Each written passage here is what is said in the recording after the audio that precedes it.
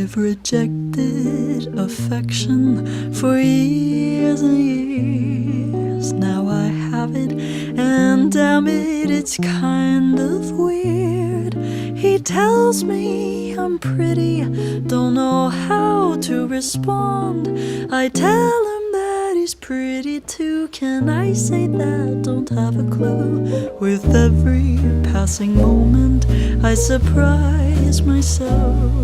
I'm scared of flies, I'm scared of guys. Someone please help, 'cause I think I've fallen in love this time. I blinked and suddenly I had